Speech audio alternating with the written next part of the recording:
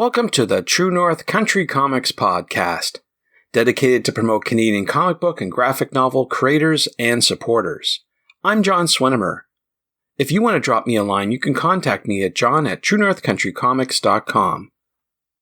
On this episode, I chat with the creators of the picture book Amos Sapotawan. This podcast is available on Apple Podcasts, Google Podcasts, and YouTube. If you want to help the site and the podcast, please consider supporting the effort by chipping in at ko-fi.com/TrueNorthCountryComics. Your patronage is greatly appreciated. William Dumas is a Rocky Cree storyteller born in South Indian Lake, Manitoba. For 25 years, he has been an educator and administrator. His passion for Cree language and culture are well aligned with his current position as Cree language and culture coordinator at the Niiskawaksik Nelson House Education Authority. As the author and project mentor of the 6 seasons of the Askinawa Ethinikwak series, William knows firsthand the power storytelling has to teach Indigenous youth about where they come from and where they are going. Mavis Reimer is project director of the SSHRC Partnership Project, 6 seasons of the Askinawa Ethinikwak Reclamation, Regeneration, and Reconciliation. She is Dean of Graduate Studies and Professor of English at the University of Winnipeg.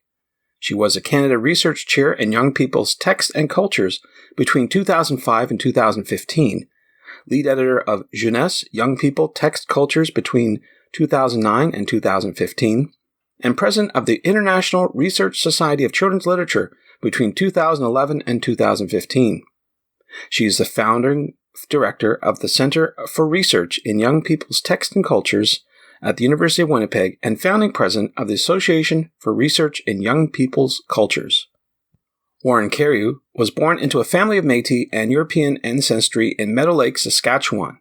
He has published works of fiction and memoir as well as critical writing about Indigenous storytelling, literature, and environmental philosophy. He's also created 2 films about Indigenous communities in Western Canada's tar sands region. He has written numerous articles, stories, and poems about indigeneity and petroleum.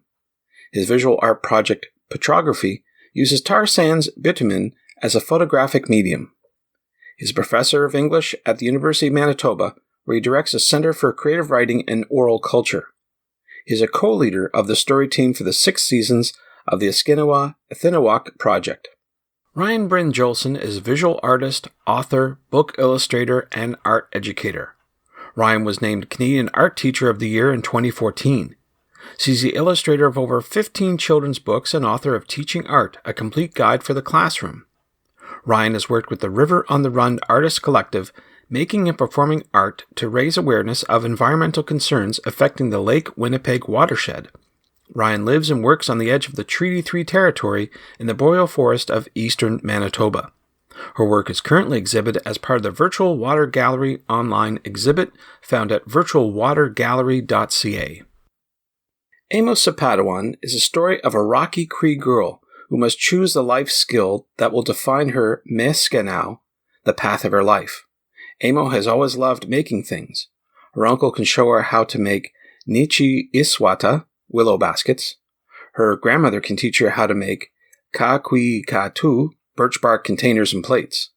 Her auntie has offered to begin Amos' apprenticeship in making askiwak, pottery. This is the 2nd book of the 6 seasons of the Askinawa Ethinikwak series. Unfortunately, due to a scheduling conflict, William was unable to join us with this conversation. However, without further ado, here's my chat with the creators of the picture book, Amos Sapotawan. So thank you all for joining me today here talking about this great book, and I'm going to butcher the name. I apologize, but Amos Sapotawan.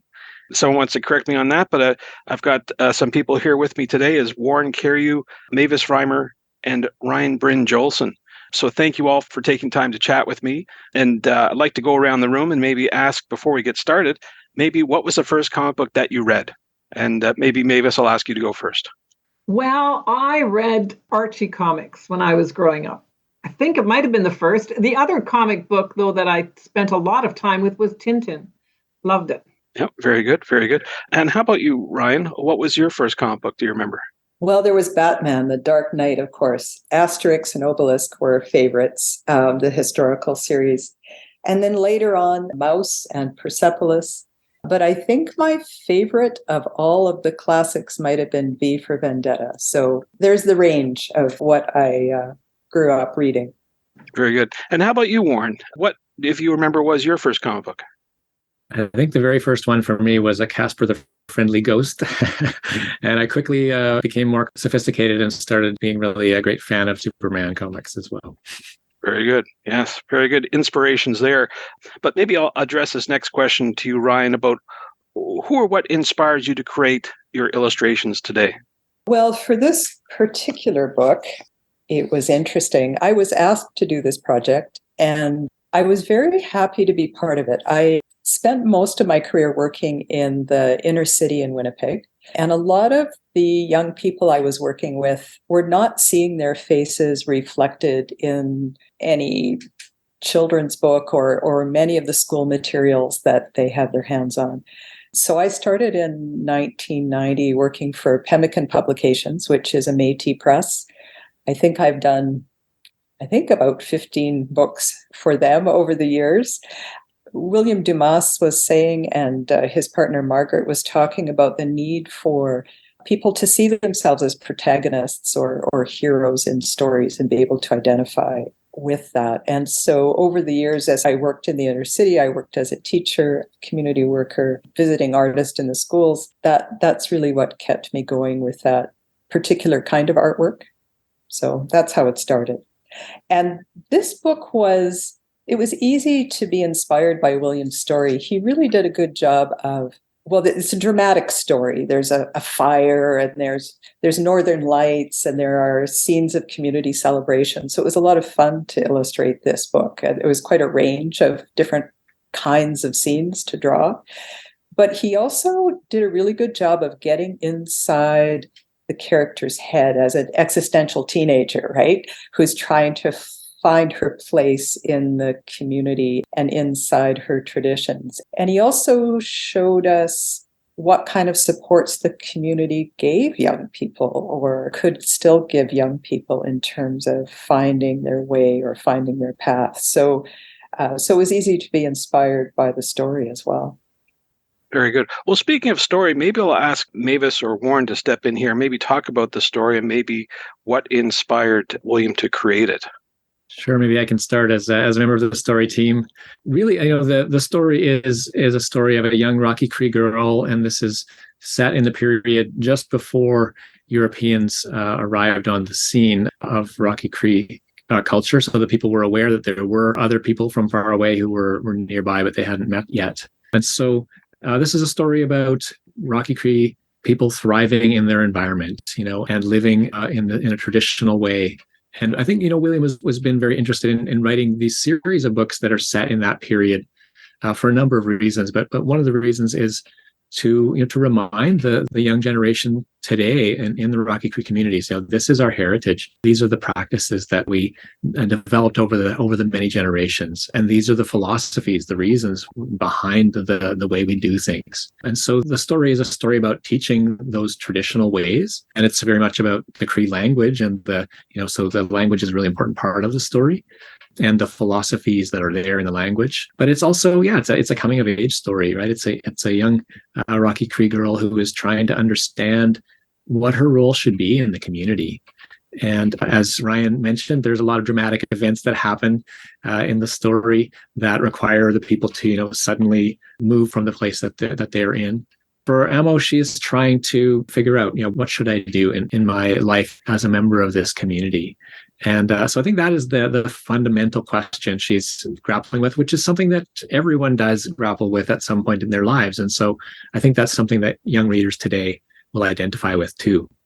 And so the story is called Amo's Sapotawan, and a Sapotawan is, on the one hand, it's a physical structure that traditionally would be built to have a celebration, but it also means the celebration itself and the celebration of an attainment of a kind of skill or a level of knowledge, so that one can become a contributing member of the society.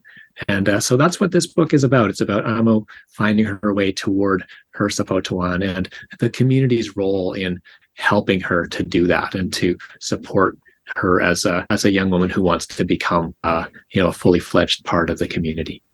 Mavis, do you have any inspiration that you've gleaned from William along the way in working with him on this project? The whole project, the 6 seasons of the Sinisgathinawac project overall, really started from in the early 1990s. There was a burial site found on South Indian Lake by 2 people who were actually patrolling the banks to check for erosion, because South Indian Lake is one of the lakes that was flooded by Manitoba Hydro to generate hydroelectricity. And so this was a burial site that was actually eroding into the water. The discovery, because it was going to fall into the water, the community figured out a way to preserve the burial site and then reported it, I guess, to Manitoba Private Conservation, not sure what department exactly, but to the Manitoba government. And the archaeologists and anthropologists came out to see whether they could study the site. And the permission was given to them by elders of the Opeepin Cree Nation, which is the First Nation closest to the site, because they said they understood that the ancestor had allowed herself to be found to teach the young people about the old ways. So the archaeologists are the ones who determined that young woman, about age 25, had been buried around 1640, which Warren says would be what's sometimes called the proto-contact period in Manitoba. So the period when the people of the northern Manitoba would have known about strangers in the land, but would not yet have met them. So it was a really important site because there were bits of her clothing, her smoked hide clothing had been preserved because of the high peat content of the soil up there. There were beads from her necklace, which included, very interestingly, 2 beads that had been manufactured in Italy. They could trace it to the factory in Italy where those beads had been made. There were beads from a particular quarry in Montana. So it was important because, for example, it told them something about trade routes, right? The extent of the trading routes of people from that area. They also could tell that she was healthy. She was a healthy young woman. She'd had children, which is one of the reasons the first book was about a young girl who chose to become a midwife, for example. But and her toolkit was there, an entire toolkit that she was buried with. So what happened was that the Manitoba archaeologists from the Manitoba Museum, the archaeologists, the anthropologists who worked on this project, produced a really interesting set of studies, including carbon dating, all kinds of detailed descriptions of the tools and how they had been manufactured and so on. But William always felt that first premise, that the ancestor had allowed herself to be found to teach the young people the old ways, was not honored by that study. Because while I think the archaeologists took care to write in plain language, it's just not a study that is that accessible to young people. So he really started to look around for another form. How do I tell this story in another form to young people? And so he did think that the picture book form would be a better way to tell this story in a way that was accessible and interesting and engaging for them. So that's really sort of beyond this particular story, which Warren talked about. That really is the impetus for the project overall. Very good. Yeah. Now, Ryan, you worked closely with William on this project, and I wonder if you could talk a wee bit about the collaboration process. Was it something where he gave you a script and you just said, okay, I'm going to go away and do the illustration? Or can you walk me through? How did it work? Well, it was quite the opposite of that. Because it's a historical story and because there had been so much research done, and also because I understood the need for accuracy, because what was happening here was a culture was being preserved and passed along, and I knew I had to get it right. So what happened was that there was a whole team of people. There was a group of elders from South Indian Lake area, a team of academics who were specialists in everything from literature to archaeology, some very focused on specific artifacts that were important in the story. So I would work on sketches. The sketches would go back to the team. The team would send back revisions, and sometimes multiple revisions. So I appreciated this, although it did make for a lot of work. I worked in Photoshop in layers, which made the project possible because I could alter one layer without changing another. Although sometimes late at night, I admit sometimes those layers got a bit mixed. But that did make the project possible.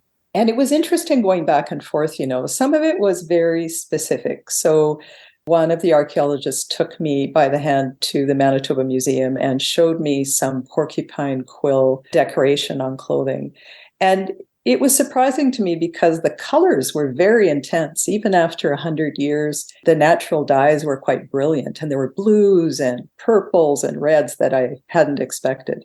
So it helped me to see that the people's lives were full of color. We often imagine sort of drab hide clothing and back in the mists of historical time, but it really brought their daily life alive to me to see some of those artifacts. And so I tried to portray that color in the illustration. But some of the corrections were more fundamental and more abstract. So when I got feedback on the first cover I had drawn, which was a close-up frame, much like a zoom, view of a person, close up so you can see the expression, I was told that the team would like to see the main character whole, the whole person with her feet on her land, surrounded by the land. And I thought, wow, I totally missed the boat, because that's essential to the story, that this is her place, that she belongs here.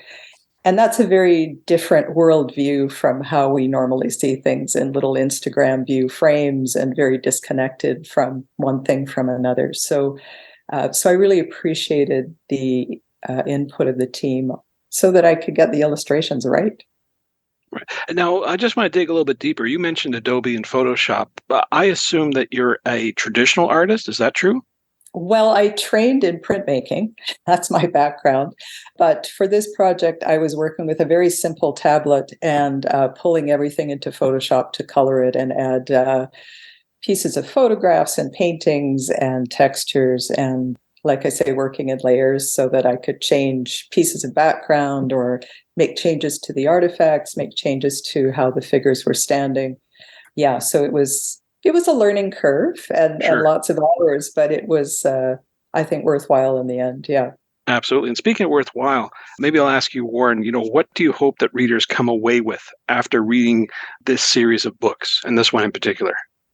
Well, the first thing is that that message, that Mavis was talking about, that that we want readers to learn. This is what Rocky Cree people's lives were like at this time, and these are the traditions that often are still practiced today. And so, being accurate was really important, and that's we really appreciate Ryan's work to reflect what the elders had said about how the life would have been back then, and just exactly how people would have dressed and things like that. So historical accuracy, I think, is a crucial part of what we're trying to do in this book.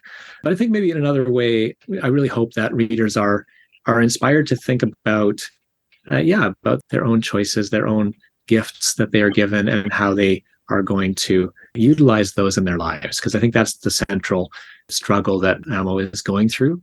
And I think this is something that is, relevant to everyone. Certainly we're particularly interested in, young Indigenous readers, and giving them a sense of, of pride in who they are, and a sense of knowing, this is who we are, this is where we come from, for young Rocky Cree readers especially. But I think the broader audience of young readers from everywhere can really benefit from that as well. And I guess one other thing that I think is really, quite a unique aspect of our project is that we have all of these different forms of knowledge that are being brought together on the page.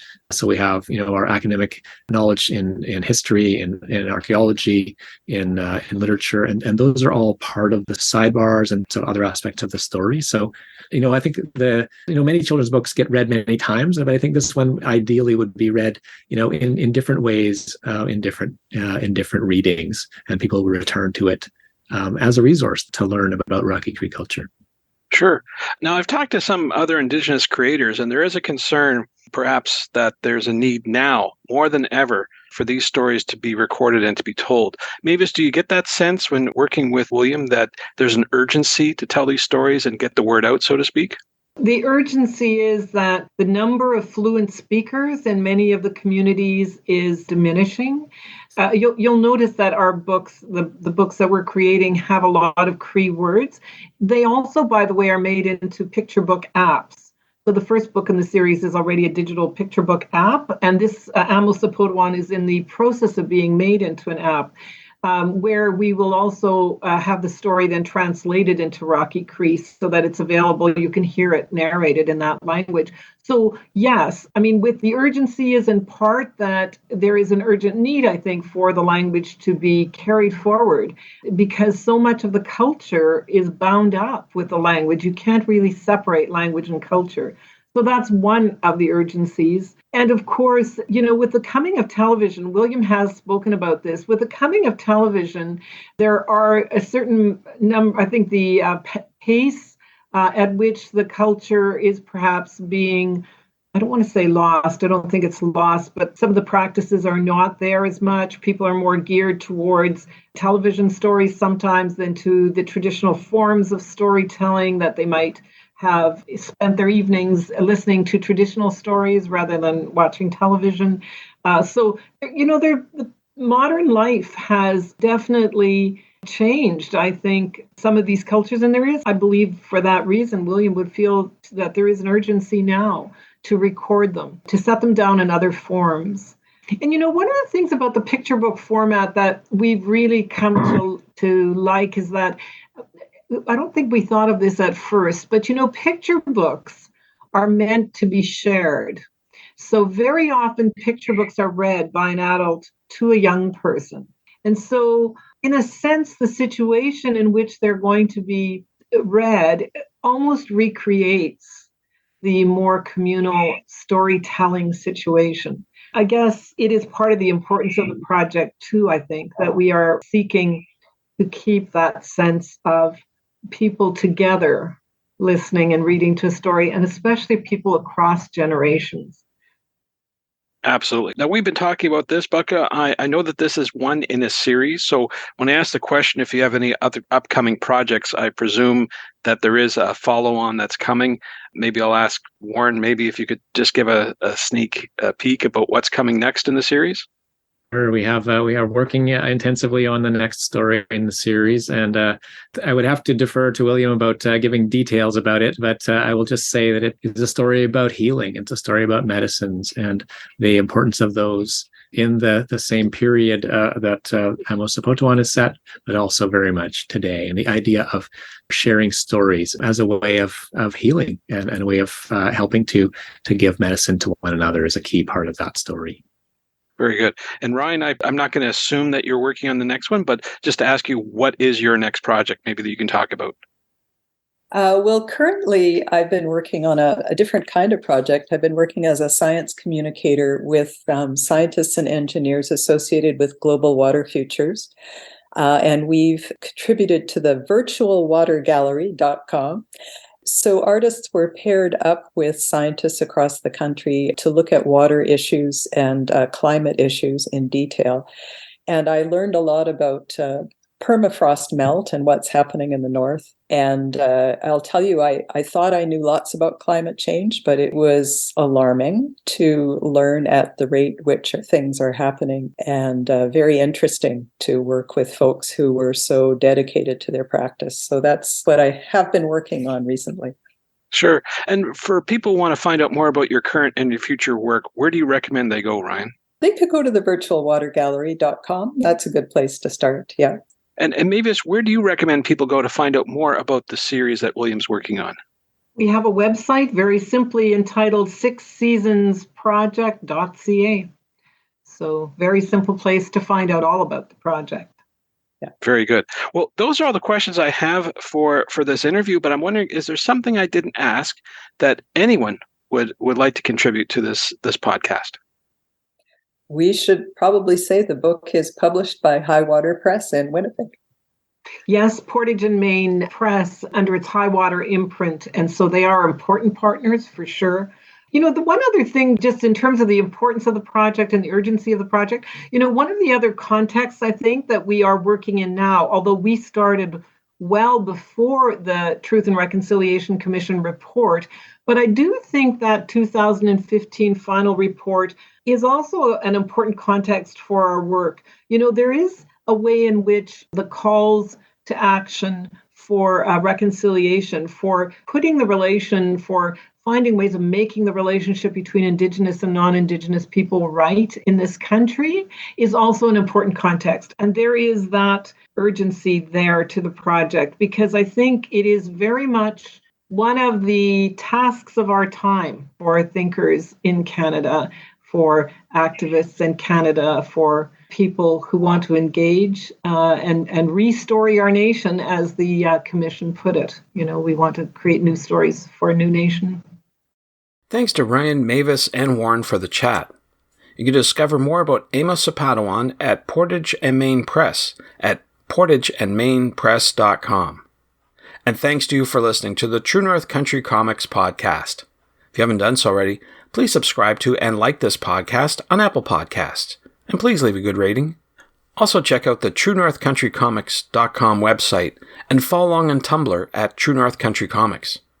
True North Country Comics is now on YouTube. Please like and subscribe to that video channel and hit the notification button. Please send your feedback to John at TrueNorthCountryComics.com. And if you want to help the site and the podcast, please consider supporting the effort by chipping in at ko-fi.com/TrueNorthCountryComics. Your patronage is greatly appreciated. Thanks again for listening, and come back soon for another episode. Bye for now. True North Country Comics Podcast is copyright True North Country Comics, copyright 2022.